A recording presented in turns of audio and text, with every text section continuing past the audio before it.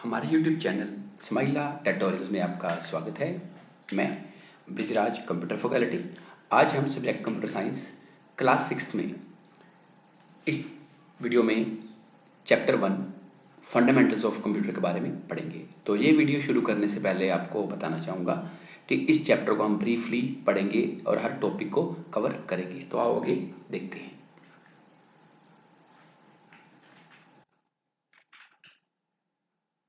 तो जैसे मैंने आपको पहले बताया है कि इसका नाम है फंडामेंटल्स ऑफ कंप्यूटर। फंडामेंटल्स का मतलब होता है कि कंप्यूटर के बेसिक्स, जो हम इस चैप्टर में पढ़ेंगे। अगर कंप्यूटर की बात करें कि कंप्यूटर क्या है, तो आपने देखा होगा कि आजकल हर फील्ड में कंप्यूटर किसी ना किसी तरीके से यूज हो रहा है। तो कंप्यूटर हमारी लाइफ में एक एसेंशियल पार्ट बन चुका है। चाहे वो एजुकेशन फील्ड है, हेल्थ केयर है, बिजनेस है, एंटरटेनमेंट है, बैंक है, कोई शॉप है, कोई मॉल है, जहाँ भी आप जाओ आपको कंप्यूटर देखने को मिलेगा। तो कह सकते हैं कि कंप्यूटर क्या है। कंप्यूटर एक इलेक्ट्रॉनिक मशीन है।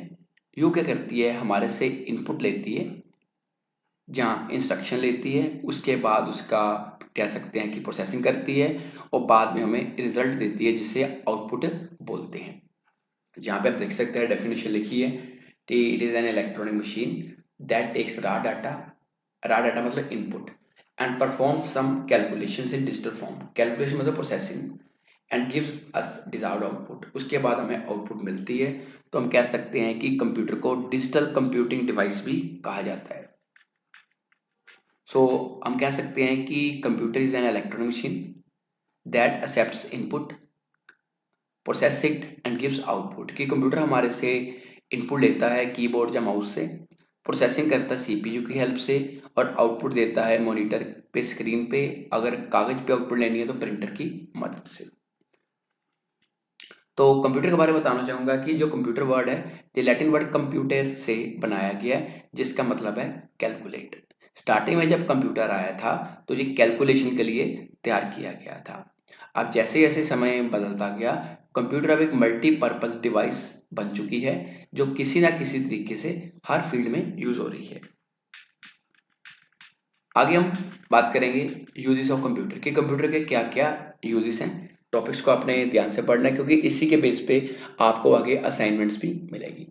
सबसे पहले नंबर 1, कंप्यूटर जो है ये एजुकेशनल कंटेंट्स के लिए भी यूज होता है। जैसे आपने देखा होगा कि आपके क्लास में टीचर्स आपको ऑनलाइन क्लासेस दिखाते होंगे, जहाँ प्रोजेक्टर पे पढ़ाते होंगे, जैसे कि एजुकेयर ऐप या आई स्कूला। तो वो जस्ट लाइक आपका एजुकेशनल कंटेंट है। इसके बाद सेकंड पॉइंट है कि we can use computer to manage schedules and personal information. अगर हम अपनी कोई पर्सनल इन्फॉर्मेशन स्टोर करना चाहते हैं, कोई शेड्यूलिंग, कोई टाइम मैनेजमेंट सेट करना चाहते हैं, तो वो हम कंप्यूटर पे बना सकते हैं। Third, we can connect with the world through email, video calls using very application. हमारे पास अलग अलग तरह की एप्स हैं जिसके थ्रू हम ईमेल भेज सकते हैं और वीडियो कॉल भी कर सकते हैं। जैसे आप व्हाट्सएप पे वीडियो कॉल कर सकते हो, देन फेसबुक के थ्रू, इंस्टाग्राम के थ्रू, या और भी काफ़ी ऐप्स हैं जहाँ पे वीडियो कॉल कर सकते हैं। और जो ईमेल की बात करें तो आपके फ़ोन में जीमेल होती है, दैट इज़ ईमेल। उसके बाद अगर पर्सनल या प्रोफेशनल रिकॉर्ड मेंटेन करना है, वो भी हम कंप्यूटर पे करते हैं। उसके बाद अगर आप ऑफलाइन या ऑनलाइन वीडियो गेम्स खेलना चाहते हो, उसके लिए भी कंप्यूटर का यूज होता है। Next, entertainment. कि एंटरटेनमेंट के लिए भी कंप्यूटर यूज हो रहा है। अगर आप मूवीज देखते हो, कोई लाइव वीडियो देखते हो, गाने सुनते हो, जहाँ वर्चुअल रियलिटी एक्सपीरियंस आपका, कि वर्चुअल रियलिटी वाली आजकल 3D गेम्स आ चुकी हैं। उसके बाद कंप्यूटर ऑनलाइन बैंकिंग या ई कॉमर्स के लिए यूज होता है। ई कॉमर्स मतलब ऑनलाइन शॉपिंग। आपने अलग अलग साइट्स का नाम सुना होगा जहाँ से आप शॉपिंग करते हो, जैसे फ्लिपकार्ट है, शॉप्सी है, अमेजोन है। उसके बाद हम कंप्यूटर को सर्फिंग या वेब सर्चिंग के लिए यूज कर सकते हैं। सर्फिंग मतलब इंटरनेट को यूज करना, सर्चिंग मतलब गूगल पे आप टॉपिक सर्च करते हो। उसके बाद कि हम अपने फ्रेंड्स के साथ, फैमिली के साथ, कुलीग्स के साथ सोशल मीडिया पे कनेक्ट हैं। जैसे हम इंस्टाग्राम यूज करते हैं, जहाँ फेसबुक यूज करते हैं, जो और भी सोशल मीडिया चैनल्स हैं। उसके बाद हम अलग अलग तरह के डॉक्यूमेंट्स, इमेजेस, एनिमेशन और क्लिप आर्ट्स भी कंप्यूटर पे तैयार कर सकते हैं या यूज कर सकते हैं। उसके बाद वी कैन अटेंड और होस्ट वर्चुअल मीटिंग, जैसे कॉन्फ्रेंसेस, वेबिनार्स, जैसे जूम ऐप है, गूगल मीट ऐप है। हमारी कोविड टाइम पे क्लासेस लगती थी, सेम आजकल मीटिंग्स के लिए भी ये ऐप्स यूज होती हैं। इसके अलावा we can develop new software, नए सॉफ्टवेयर कंप्यूटर पे बना सकते हैं, वेबसाइट्स बना सकते हैं और मोबाइल ऐप्स भी तैयार की जा सकती हैं कंप्यूटर की मदद से। ये थे कंप्यूटर के यूजेस। अब आपका एक्टिविटी टाइम आ गया, जैसे मैंने आपको पहले बताया था। यहाँ पे एक्टिविटी में आपने 2 क्वेश्चन के आंसर देने हैं। Right the uses of computer other than these, कि ऊपर आप यूजेस पढ़ के आए हो, उनके अलावा कंप्यूटर के और क्या यूजेस हैं, उसका आंसर आपने यहाँ पे देना है। और आप कमेंट सेक्शन में बता सकते हैं कि आपने क्या आंसर ढूंढे हैं और अपने कंप्यूटर अध्यापक को भी बता सकते हैं। तो अभी आगे चलते हैं। आगे है एप्लीकेशंस ऑफ कंप्यूटर, कि कंप्यूटर की क्या क्या एप्लीकेशंस है, कि कंप्यूटर कौन कौन से फील्ड्स में यूज हो रहा है। नीचे आप देख सकते हैं कि आपको पिक्चर नजर आ रही है जिसमें अलग अलग फील्ड नजर आ रहे हैं, bank, education, government office, hospital, shop, sports. आगे इसके बारे में डिटेल में पढ़ते हैं। पहले बात करते हैं एजुकेशन की, कि एजुकेशन फील्ड में जो कंप्यूटर है वो एक वास्ट लेवल पे यूज हो रहा है। जैसे स्टूडेंट्स कंप्यूटर लैब में जाके आपने देखा होगा कि आप पेंट करते हो, टाइपिंग करते हो, तो हम कह सकते हैं कि स्टूडेंट्स कंप्यूटर लैब में अपनी टाइपिंग कर सकते हैं या पेंटिंग बना सकते हैं। अगर टीचर्स की बात करें तो टीचर्स अपना टाइम टेबल तैयार करते हैं, रिजल्ट तैयार करते हैं, आपके लिए नोट्स तैयार करते हैं, ई कंटेंट तैयार करते हैं। उसके अलावा हमारी जो सरकार है, पंजाब गवर्नमेंट है, उन्होंने एक ई पंजाब स्कूल वेबसाइट बनाई है जिसपे जितने भी स्टूडेंट्स हैं पूरे पंजाब के, जहाँ टीचर्स हैं, उनका डाटा ऑनलाइन अवेलेबल है। उनको यूज़र आईडी प्रोवाइड कराया गया जिससे वो डाटा एंटर कर सकते हो, देख भी सकते हैं। इसी तरह पीएससीबी साइट, जब भी किसी बोर्ड की क्लास का रिजल्ट आना वो पीएससीबी पे आता है। पीएससीबी पे आपकी ई बुक्स पड़ी हैं, आप कंटेंट देख सकते हैं पंजाब स्कूल एजुकेशन बोर्ड के रिलेटेड। तो हम कह सकते हैं कि एजुकेशन फील्ड में जो कंप्यूटर है वो टीचर्स, स्टूडेंट्स और बच्चों के पेरेंट्स के लिए भी फायदेमंद है। आगे एंटरटेनमेंट, कि कंप्यूटर एंटरटेनमेंट का भी एक बढ़िया साधन है। जैसे पहले हम टीवी देखते थे, आजकल हमें लाइव टीवी शोज मिल जाते हैं। अगर कोई वीडियो देखनी है तो यूट्यूब पे देख सकते हैं, कोई गेम खेलनी है तो ऑनलाइन गेम खेल सकते हैं, ऑफलाइन गेम्स खेल सकते हैं। इसके अलावा 3D और वर्चुअल रियलिटी डिवाइसेस को भी यूज कर सकते हैं अपने फील्ड के लिए। नेक्स्ट है स्पोर्ट्स, कि आजकल कंप्यूटर जो है वो स्पोर्ट्स में भी यूज हो रहा है। स्पोर्ट्स में क्या कि ऐसे जो खिलाड़ी हैं ग्राउंड में प्रैक्टिस करते हैं। आजकल 3D गेम्स और वर्चुअल गेम्स आ चुकी हैं जिसके थ्रू जो प्लेयर है वो अपना रिकॉर्ड मेंटेन कर सकता है और अपनी एक्यूरेसी बढ़ा सकता है और स्पोर्ट्स की नई नई टेक्निक्स और मेथड सीख सकता है। After that next point is communication, कि जो कंप्यूटर है ये कम्युनिकेशन के लिए भी यूज होता है। कम्युनिकेशन मतलब संचार का साधन, कि अगर हमने एक जगह से दूसरी जगह को मैसेज कन्वे करना हो कैसे करेंगे, उसके लिए अलग अलग मेथड है। जैसे कि ईमेल, ईमेल सेंड करनी है, रिसीव करनी है, इसके लिए आपके फ़ोन में जीमेल होती है, कंप्यूटर में भी होती है। इंस्टेंट मैसेजिंग, जैसे आप व्हाट्सएप पे मैसेज भेजते हो, टेलीग्राम पे। वीडियो कॉलिंग, अगर आप वीडियो कॉल करना चाहते हो तो आपको पता है कि वीडियो कॉल कैसे यूज़ करनी है, व्हाट्सएप के थ्रू कर सकते हो या मैसेंजर के थ्रू कर सकते हो। एंड सोशल नेटवर्किंग, जैसे फेसबुक, इंस्टाग्राम, ये सोशल नेटवर्किंग है। तो कह सकते हैं कि आजकल कम्युनिकेशन के लिए भी कंप्यूटर वो यूज़ हो रहा है, चाहे मोबाइल के रूप में या पीसी के रूप में।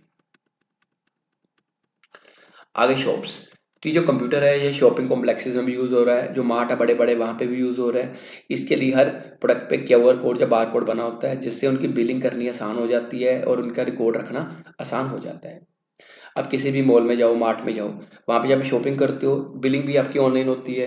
जब वो प्रोडक्ट देखते हैं, प्रोडक्ट को कंप्यूटर पे स्कैन करते हैं, सामने उसकी प्राइस आ जाती है, अगर कोई डिस्काउंट है आपको साथ ही बता देते हैं कि इसका कितना डिस्काउंट है। तो कह सकते हैं कि शॉप्स जहाँ मॉल्स में भी कंप्यूटर का यूज़ हो रहा है। आगे हॉस्पिटल, हॉस्पिटल्स में भी नई नई टेक्निक्स आजकल आ रही हैं, वो कंप्यूटर की मदद से ही काम करती हैं। अगर किसी पेशेंट का रिकॉर्ड रखना संभाल के तो डॉक्टर कंप्यूटर में रिकॉर्ड करते हैं, इसलिए इसके अलावा टेस्ट करने हैं उनका रिकॉर्ड रखना है तो अलग अलग तरह की टेस्ट जैसे कि अल्ट्रासाउंड, एक्सरे, ये भी आजकल कंप्यूटर की मदद से हो रहे हैं। आगे बैंक्स, बैंकिंग भी एक ऐसा प्लेस है जहाँ पे हम फाइनेंशियल मैटर अपने लेके जाते हैं, चाहे पैसे जमा करवाने हैं, निकलवाने हैं। तो कभी आप बैंक जाओ तो वहाँ पे जो कर्मचारी है वो कंप्यूटर यूज करते करते हैं। चाहे आपने पैसे जमा करवाने हैं, निकलवाने हैं, कॉपी कंप्लीट करवानी है बैंक की, तो वो भी कंप्यूटर के थ्रू होती है। बैंक के बाहर एटीएम मशीन लगी होती है या आपके आसपास लगी होगी, वो भी एक किस्म का कंप्यूटर है। एटीएम होता है ऑटोमेटिक टेलर मशीन, और डेबिट कार्ड आप वहाँ पे यूज कर सकते हो। क्रेडिट कार्ड भी आपको बैंक से मिलता है ऑनलाइन शॉपिंग के लिए। इसके अलावा ऑनलाइन ट्रांजैक्शन आपने करनी है, नेट बैंकिंग करनी है, तो ये भी कंप्यूटर की मदद से या मोबाइल की मदद से चलते हैं। गवर्नमेंट ऑफिस, आजकल गवर्नमेंट ऑफिस में जो कंप्यूटर है वो मैक्सिमम लेवल पे यूज हो रहे हैं। जैसे हम सुविधा सेंटर की बात करें, सुविधा सेंटर एक गवर्नमेंट ऑफिस है जहाँ पे आप जाके आधार कार्ड के लिए अप्लाई कर सकते हो, आधार कार्ड की करेक्शन करा सकते हैं, birth certificate, income certificate, residence certificate को एफिडेविट बनवाना है। तो आपका जो काम पहले मुश्किल होता था, अलग अलग ऑफिस में जाना पड़ता था, मैनुअल काम होता था, अब ये काम ऑनलाइन हो चुके हैं। जिससे क्या है कि जिसको जो काम असाइन हुआ है आपने सुविधा सेंटर में देके जाना है, उन्हीं के थ्रू आपकी फाइल अलग अलग जगह मूव करेगी और आपको अलग अलग ऑफिस में जाके अपना टाइम वेस्ट करने की जरूरत नहीं है, क्योंकि कंप्यूटर ने क्या किया है, हमारा ये काम आसान कर दिया है। ट्रैवल, कि ट्रैवलिंग के फील्ड में भी कंप्यूटर को बहुत बड़े लेवल पे यूज हो रहा है कि अगर आपने कहीं जाना है, टिकट बुक करवानी है, बस की, ट्रेन की या हवाई जहाज की, उसका टाइम टेबल देखना है, कहीं घूमने जाना है, वहाँ पे होटल की बुकिंग करानी है, कैब की बुकिंग करवानी है, तो आप अपने मोबाइल, कंप्यूटर या लैपटॉप की मदद से आसानी से टिकट बुक करवा सकते हो। अब आपके लिए एक्टिविटी का टाइम आ गया। इसमें आपको 4 क्वेश्चंस दिए गए हैं। मैच द कॉलम, जैसे हॉस्पिटल, एजुकेशन, ट्रैवल, शॉप्स, इसको आपने बी कॉलम के साथ मैच करना है और अपने कंप्यूटर टीचर को चेक करवाना है, और कमेंट सेक्शन में भी आप बता सकते हैं कि आपने कौन कौन से आंसर ढूंढे हैं और टिक किए हैं। तो आगे चलते हैं। आगे है कैरेक्टरिस्टिक्स ऑफ कंप्यूटर, की कंप्यूटर की क्या क्या विशेषताएं हैं। कंप्यूटर की काफ़ी विशेषताएं हैं, जैसे नीचे आप फिगर में देख सकते हैं, तो इनके बारे में भी हम डिटेल में पढ़ेंगे। तो सबसे पहला पॉइंट है स्पीड, कि कंप्यूटर एक फास्ट डिवाइस है जिसकी स्पीड काफ़ी ज़्यादा होती है, क्योंकि पहले कोई काम अगर मैनुअल तरीके से हम करते थे तो काफ़ी टाइम लेता था, लेकिन कंप्यूटर उसी काम को अब कुछ सेकंड्स में कर सकता है। तो कंप्यूटर की स्पीड मेगाहर्ट्ज़ या गीगाहर्ट्ज़ में मापी जाती है। सेकंड पॉइंट है एक्यूरेसी। एक्यूरेसी का मतलब है कि एक्यूरेट रिजल्ट, सही रिजल्ट, कि कंप्यूटर कभी भी गलती नहीं करता, सही रिजल्ट देता है। कंप्यूटर तभी गलती करेगा अगर आप इनपुट गलत दोगे। अगर आपने इनपुट सही तरीके से दी है तो कंप्यूटर आपको हमेशा 100% करेक्ट आंसर देगा। तो कह सकते हैं कि कंप्यूटर जल्दी से जल्दी हमें सही आंसर देगा। नेक्स्ट पॉइंट है रिलायबिलिटी। रिलायबिलिटी मतलब है कि कंप्यूटर एक भरोसेयोग्य मशीन है, जिसमें क्या है कि आपको डाटा रीचेक और करेक्टनेस पे आपको कोई डाउट नहीं होना चाहिए, क्योंकि कंप्यूटर जब भी आपको रिजल्ट देगा वो सही देगा।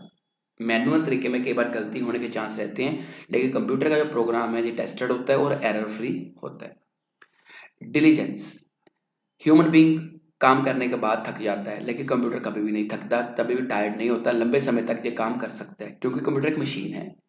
जिससे कंप्यूटर क्या है, काफी ज्यादा टास्क और कैलकुलेशन लगातार बिना गलती से, बिना थके कर सकता है। नेक्स्ट है automation.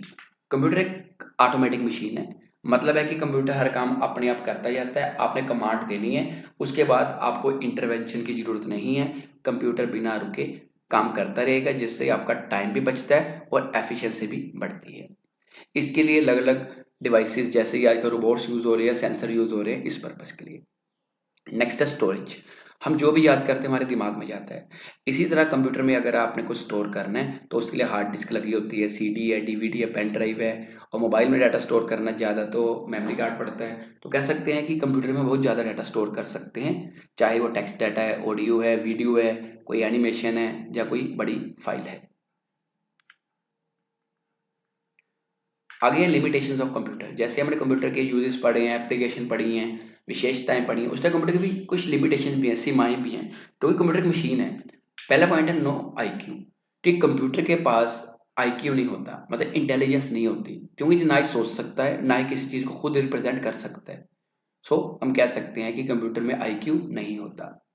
Next point no feelings, कि कंप्यूटर में भावनाएं नहीं होती, सेल्फ अवेयरनेस नहीं होती, कोई इमोशंस नहीं है, कोई फीलिंग्स नहीं है, कोई सैडनेस, एंगर, सिंपैथी वगैरह कुछ भी नहीं होता, because it is a machine. Next, lack of decision making. Human being किसी भी स्टेप में डिसीजन ले सकता है, लेकिन कंप्यूटर खुद अपने आप कोई भी जजमेंट नहीं कर सकता, डिसीजन नहीं ले सकता, इसके लिए इसको ह्यूमन बीइंग पे डिपेंड करना पड़ेगा। Next, lack of common sense, कि कंप्यूटर में कॉमन सेंस की भी कमी होती है, ये कोई नई चीज अडॉप्ट नहीं कर सकता, क्यों, क्योंकि ये एक मशीन है। नेक्स्ट पॉइंट है ह्यूमन डिपेंडेंसी, कि कंप्यूटर को कोई भी काम करने के लिए हमारे पे, यूजर पे डिपेंड करना पड़ता है। सो कह सकते हैं कि कंप्यूटर अपने आप पे डिपेंडेंट नहीं है, सेल्फ डिपेंडेंट नहीं है। बट आजकल एक नई टेक्नोलॉजी आ रही है जिसको बोलते हैं एआई, आर्टिफिशियल इंटेलिजेंस। इसने काफ़ी ज़्यादा लिमिटेशंस को ख़त्म किया है। जैसे आप गूगल पे चैट जीपीटी सर्च करके देखना, आपको टफ से टफ क्वेश्चन के भी आंसर वो टू द पॉइंट देगा। गूगल पे जाओगे तो काफ़ी ज़्यादा आंसर मिलेंगे, लेकिन अगर आपको कोई एक्सपेक्टेड आंसर चाहिए कि मुझे शॉर्ट फॉर्म में आंसर चाहिए, मेरे अकॉर्डिंगली चाहिए, तो आप एआई की मदद से ले सकते हैं। आगे आ गया कि कंप्यूटर के बेसिक कंपोनेंट्स कौन-कौन से हैं। कंप्यूटर के अगर बेसिक कंपोनेंट्स की बात करें तो हम बात करते हैं सबसे पहले इनपुट यूनिट की। इनपुट यूनिट का मतलब होता है कि इसमें इनपुट डिवाइसेस लगी होती हैं, जिसके थ्रू हम कंप्यूटर को इनपुट देते हैं, डाटा देते हैं या इंस्ट्रक्शन देते हैं। जैसे हम कीबोर्ड, माउस, माइक्रोफोन या स्कैनर से इनपुट देते हैं। अगर टाइपिंग करनी है तो कीबोर्ड के थ्रू, पॉइंट एंड क्लिक करना है तो माउस के थ्रू, बोल के कमांड देनी है माइक्रोफोन के थ्रू, कोई पेज कंप्यूटर में या फोटो सीधी इंसर्ट करनी है तो स्कैनर के थ्रू, अगर टच के थ्रू आउटपुट देनी है तो टच स्क्रीन। नेक्स्ट है सीपीयू। इसका मतलब होता है सेंट्रल प्रोसेसिंग यूनिट। ये कंप्यूटर में ब्रेन की तरह काम करता है। ये सबसे मेन पार्ट है। कंप्यूटर में जितनी भी कैलकुलेशंस हैं, मैनिपुलेशंस हैं, सारा सीपीयू ही करता है। तो सीपीयू में पार्ट्स होते हैं CU control unit, arithmetic logic unit ALU और एमयू मेमोरी यूनिट। इसके बारे में आगे डिटेल में पढ़ते हैं। नेक्स्ट है आउटपुट यूनिट। जब हम कंप्यूटर को इनपुट देते हैं तो उसकी प्रोसेसिंग कौन करता है? सीपीयू। और प्रोसेसिंग होने के बाद कंप्यूटर में हमें जो आउटपुट आएगी, रिजल्ट आएगा, वो आउटपुट यूनिट देगा। तो इसके लिए अगर स्क्रीन पे आउटपुट दिख रही हो तो मॉनिटर पे आएगी, कागज पे प्रिंट लेना हो प्रिंटर के थ्रू आएगा, अगर आप साउंड सुनना चाहते हो तो स्पीकर के थ्रू आउटपुट आएगी। तो ये थे आपके कंप्यूटर के पार्ट्स, इनपुट यूनिट, सीपीयू और आउटपुट यूनिट। अब कंप्यूटर में एक साइकिल यूज होता है जिसको बोलते हैं आईपीओ साइकिल। आईपीओ का मतलब होता है इनपुट प्रोसेसिंग आउटपुट। जब हम कंप्यूटर को इनपुट देते हैं तो इनपुट कीबोर्ड या माउस के थ्रू देते हैं, तो उसको बोलते हैं कि कंप्यूटर को डाटा या इंस्ट्रक्शन देना। इनपुट देने के बाद हमारा डाटा जाता है सीपीयू के पास। सीपीयू उसको प्रोसेस करता है। सीपीयू में मेमोरी, एएलयू और कंट्रोल यूनिट होता है, वो प्रोसेसिंग करता है और आउटपुट यूनिट हमें रिजल्ट देता है, जैसे कि स्क्रीन पे। जैसे यहाँ पे देखो एग्जांपल ली है 4+5। यहाँ पे 4 और जो 5 है वो डाटा है, प्लस क्या है इंस्ट्रक्शन। ये जाएगा सीपीयू के पास प्रोसेसिंग के लिए। सीपीयू क्या करेगा? डाटा को लग कर देगा 4 और 5 को, और प्लस को एज इंस्ट्रक्शन लेके दोनों को प्लस कर देगा। तो आंसर कितना है? 9। और जब रिजल्ट हमें कहाँ पे नजर आएगा? स्क्रीन पे, मॉनिटर पे। तो ये हमारा क्या होगा? रिजल्ट। तो कह सकते हैं कि कंप्यूटर का जो साइकिल है उसको बोलते हैं आईपीओ साइकिल। मतलब कोई भी इंस्ट्रक्शन कंप्यूटर को आपने देनी है वो आईपीओ साइकिल से होकर ही गुजरेगी।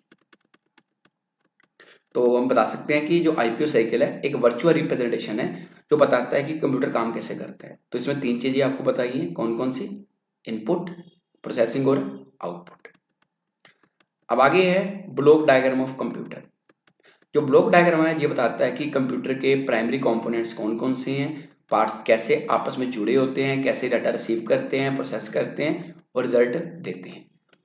अगर इस डायग्राम में देखिए तो लेफ्ट साइड पे हमें इनपुट यूनिट नजर आ रहा है। इनपुट यूनिट का काम है कंप्यूटर को प्रोग्राम, डाटा या इंस्ट्रक्शंस देना with the help of keyboard, mouse या अलग अलग तरह की इनपुट डिवाइसेस से।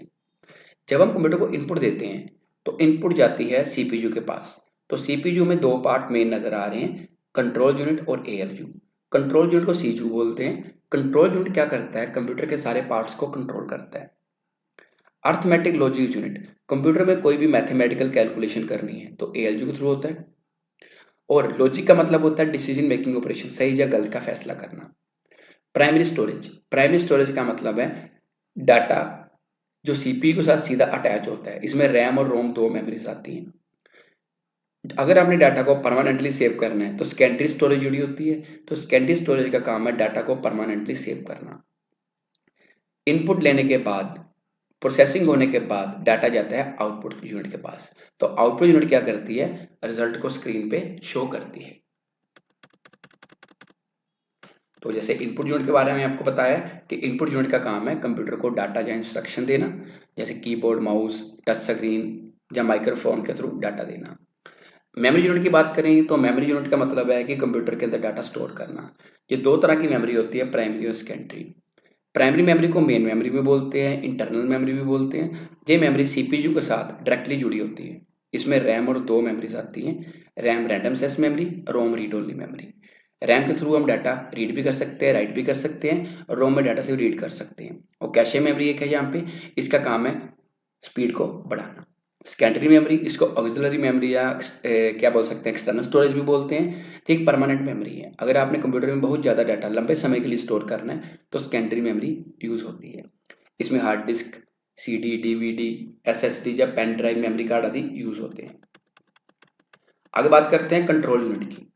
तो कंट्रोल यूनिट जो है ये रिस्पॉन्सिबल है कंप्यूटर के अंदर सारे ऑपरेशंस को कंट्रोल करने के लिए, कि जितनी भी कंप्यूटर में एक्टिविटीज होती हैं उनको ये बोल सकते हैं कि कोऑर्डिनेट करता है और कंट्रोल करता है।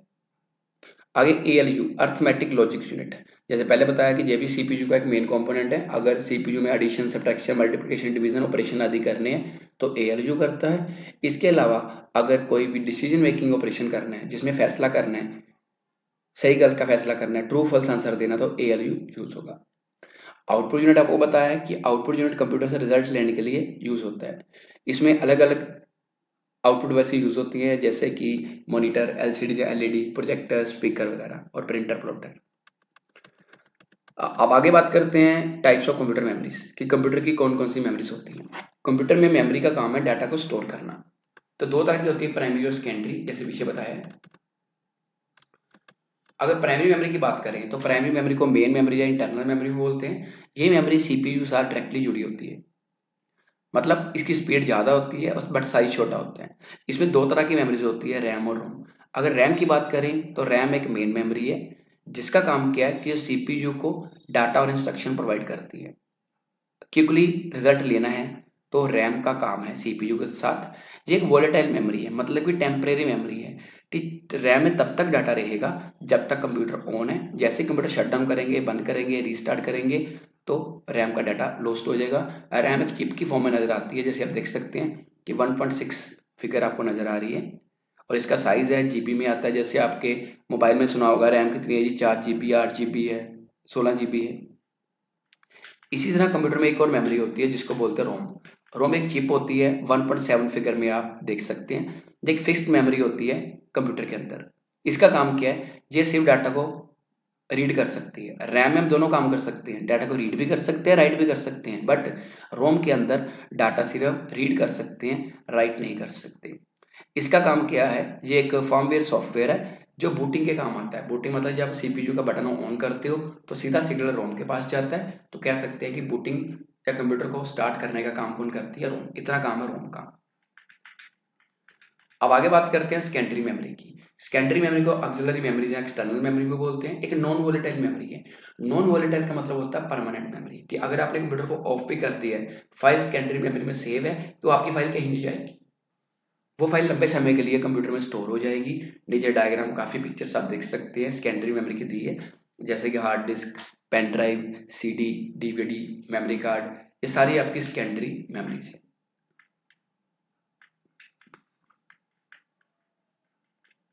नीचे अब एक्टिविटी का टाइम आ गया। अब आपने यहाँ पे नीचे लेफ्ट साइड पे लिखना है कि ऊपर कुछ मेमोरीज दी हैं, सीडी, डीवीडी, रैम, एचडीडी, रोम, पेन ड्राइव, एसएसडी, फर्मवेयर। कि कौन सी प्राइमरी मेमोरीज है और कौन सी सेकेंडरी मेमोरीज है। तो आप कमेंट सेक्शन में बताना कि इसका क्या आंसर है, और अपने कंप्यूटर टीचर को भी बताएं। अगर आपको समझ आया तो अच्छे तरीके से आप बता सकते हैं। नेक्स्ट क्वेश्चन है कि पोर्टेबल कंप्यूटिंग डिवाइसेस कौन सी होती हैं। पोर्टेबल कंप्यूटिंग डिवाइसेस वो डिवाइसेस होती हैं जिनको हम आसानी से एक जगह से दूसरी जगह कैरी कर सकते हैं। जैसे कि सबसे पहले बात करते हैं मोबाइल। सभी को पता है स्मार्टफोन मैक्सिमम लोग यूज करते हैं। आपके घर पर भी पेरेंट्स यूज करते हैं या आप भी यूज करते होगे। सो जो मोबाइल फोन है, स्मार्टफोन है, इसको एंड्रॉयड फोन भी बोलते हैं। तो डेली यूज है इसमें। ये जस्ट लाइक आपको कंप्यूटर ही है जिसमें आप कॉल कर सकते हो, अपना व्हाट्सएप यूज कर सकते हो, यूट्यूब देखते हो, गेम्स खेलते हो। तो कह सकते हैं कि ये मोबाइल फोन, स्मार्टफोन है, ये सबसे ज्यादा यूज होने वाला एक पोर्टेबल डिवाइस है। आगे है टैबलेट कंप्यूटर, जिसको टैब भी बोलते हैं। इसको टैबलेट पीसी भी बोलते हैं। दिखने में ये बिल्कुल स्मार्टफोन, एंड्रॉयड फोन के जैसे ही होता है, बट जो टैब है इसकी स्क्रीन थोड़ी बड़ी होती है। बाकी सारा काम जो है इसका मोबाइल के जैसा ही होता है। आगे palm top computer. Palm top computer को पीडीए भी बोलते हैं, पर्सनल डिजिटल असिस्टेंट। ये एक छोटी सी कंप्यूटिंग डिवाइस है जिसका सेम काम है कंप्यूटर के जैसे। जब तक स्मार्टफोन टैब नहीं आए थे तब तक ये यूज़ होते थे, आजकल इनका यूज़ कम हो गया है। और इसमें क्या होता था, स्क्रीन आपको सामने नज़र आती थी और साथ में कीबोर्ड भी आपको नज़र आता था। कीबोर्ड यूज़ होता है टाइपिंग करने के लिए। आ गया लैपटॉप कंप्यूटर। लैपटॉप कंप्यूटर को पीपीसी भी बोलते हैं, पोर्टेबल पर्सनल कंप्यूटर। इसका बेनिफिट क्या है, इसको हम अपनी गोद में बैठा के आसानी से यूज़ कर सकते हैं। और लैपटॉप में कीबोर्ड साथ अटैच होता है और माउस की जगह टच पैड होता है, जिससे एक थोड़ी सी स्पेस में हम अपना काम कर सकते हैं। और आजकल ये काफ़ी बड़े लेवल पे यूज़ हो रहा है कि अगर किसी ने कोई सेमिनार अटेंड करना है, एक जगह दूसरी जगह जाना है, तो कंप्यूटर कैरी करना मुश्किल है, बट लैपटॉप की मदद से हम आसानी से एक जगह से दूसरी जगह अपना लैपटॉप कैरी कर सकते हैं। आप नीचे देख सकते हैं कि आपको एक्टिविटी टाइम आ गया। ठीक, इसमें लेफ्ट साइड पे आपको 7 टॉपिक्स दिए हैं, जैसे operator on labs, hand holding devices, touch screen facility, camera, voice recording, operator on palm, use for making calls similar to computer system. आपने राइट साइड पे इस एक्टिविटी को कॉपी पे नोट करके टिक करके अपने टीचर को चेक करवाना है कि क्या आपने सही किया है या गलत। उम्मीद है कि आप सभी सही करोगे और अच्छे से देखना है जो भी करवाया जा रहा है। आगे क्वेश्चन है कि कैटेगरीज ऑफ कंप्यूटर की, कंप्यूटर की कितनी कैटेगरीज होती हैं। कंप्यूटर को अलग अलग पार्ट्स में हम डिवाइड कर सकते हैं। Basis of computation capability, storage capacity या प्रोसेसिंग स्पीड। उसके बेस पे जो कंप्यूटर है, सबसे पहले बात करते हैं माइक्रो कंप्यूटर। तो माइक्रो कंप्यूटर को पीसीबी बोलते हैं, पर्सनल कंप्यूटर भी बोलते हैं। इसको माइक्रो कंप्यूटर इसलिए बोलते हैं, इसमें जो सीपीयू यूज होता है उसको बोलते हैं माइक्रो प्रोसेसर। इसकी मेमोरी लिमिटेड होती है और ये पर्सनल यूज के लिए होता है। आपकी स्कूल की कंप्यूटर लैब होगी, जहाँ मान लो घर पे कोई अपना कंप्यूटर यूज कर रहा है, तो उसको बोलते हैं माइक्रो कंप्यूटर। इसमें हम अपना कोई ऑफिस रिलेटेड काम कर सकते हैं, इंटरनेट यूज कर सकते हैं, गेम्स खेल सकते हैं या मल्टीमीडिया यूज कर सकते हैं। Next, mini computer. Mini computer भी एक कंप्यूटिंग डिवाइस है जिसकी स्पीड माइक्रो कंप्यूटर से ज़्यादा होती है, लेकिन उससे ये महंगे होते हैं। ये छोटे पावरफुल कंप्यूटर होते हैं जो middle scale to high scale organization में यूज होते हैं। इनमें मिलियन ऑपरेशंस हम रेगुलर बेसिस पे कर सकते हैं। इनका काम क्या है, कोई साइंटिफिक रिसर्च है, कोई छोटा बिजनेस है, कोई यूनिवर्सिटी है, उसमें डाटा एनालिसिस करना है, कोई डिजाइनिंग करनी है कंप्यूटर एडेड कैड के थ्रू, या कोई सिमुलेशन मॉडलिंग करनी है, तो उसके लिए मिनी कंप्यूटर यूज होते हैं। आगे है main frame computer. Main frame computer बहुत बड़े पावरफुल कंप्यूटर्स होते हैं। अगर बहुत ज़्यादा डाटा आपने साइमल्टेनियसली मल्टीपल यूजर्स पे काम करना चाहते हैं, तो तब मेन फ्रेम कंप्यूटर यूज होते हैं। उसकी पिक्चर आप देख सकते हैं कि राइट साइड पे यूज हो रही है। ये हाई स्केल ऑर्गेनाइजेशन में यूज होते हैं, ज़्यादा डाटा की प्रोसेसिंग के लिए। इसमें हम डाटा प्रोसेसिंग कर सकते हैं, ट्रांजेक्शन्स कर सकते हैं और क्रिटिकल डाटा को मेंटेन कर सकते हैं। इसमें बहुत ज़्यादा फीचर्स हैं, जैसे स्केलेबिलिटी, रिलायबिलिटी और सिक्योरिटी। आ गया सुपर कंप्यूटर। सुपर कंप्यूटर जो है, ये बहुत ही ज़्यादा पावरफुल कंप्यूटर होते हैं और बहुत ज़्यादा महंगे होते हैं। बहुत ज़्यादा लार्ज डाटा को प्रोसेस करना है, कॉम्प्लेक्स से कॉम्प्लेक्स कैलकुलेशन करनी है बहुत ज़्यादा फास्ट रेट पे, तो उसके लिए सुपर कंप्यूटर यूज होते हैं। इनका काम क्या है, साइंटिफिक रिसर्च या इंजीनियरिंग या लार्ज स्केल सिमुलेशन। अगर हम बात करें वेदर फोरकास्टिंग की, तो वेदर फोरकास्टिंग आप मोबाइल पे चेक करते हो कि मौसम कैसा है, तो उसके लिए सुपर कंप्यूटर यूज होते हैं। आप पिक्चर देख सकते हैं, उसकी सामने नजर आ रही है। इंडिया ने सबसे पहले जो फर्स्ट कंप्यूटर बनाया था वो सीडैक की तरफ से पुणे में तैयार किया गया था, जिसका नाम है परम 8000। अब आगे कुछ पॉइंट्स टू रिमेंबर है इस चैप्टर के, जो आपने रीड करने बुक की आपको बैक एक्सरसाइज में दिए हुए हैं। इनको आप अच्छी तरह रीड कर लेना, क्योंकि जब अगर इनको आप अच्छी तरह रीड कर लेते हो तो बेनिफिट क्या रहेगा कि अगर आपको आगे बैक एक्सरसाइज आएगी, क्वेश्चन आंसर आएंगे, तो ये पॉइंट्स आपकी हेल्प करेंगे टॉपिक्स को कवर करने में। इसके बाद आपको मिलेंगे एमसीक्यूज चैप्टर के मल्टीपल चॉइस क्वेश्चंस। इनको आपने खुद ट्राई करना है कि इनके क्या आंसर आएंगे। तो मल्टीपल चॉइस क्वेश्चन के बाद आपको इस चैप्टर के ट्रू फॉल्स भी आपको मिलेंगे बुक की बैक एक्सरसाइज में, इनको भी आपने सॉल्व करना है। उसके बाद आपको फुल फॉर्म्स देखने को मिल रही हैं सामने, 7 फुल फॉर्म्स हैं। जितना आपको पढ़ाया है उसी में आपको जो फुल फॉर्म बुक में से मिल जाएंगी। उसके बाद है शॉर्ट आंसर टाइप क्वेश्चन 6, और उसके बाद है 4 लॉन्ग आंसर क्वेश्चन, जिन्हें आपने कवर करना है।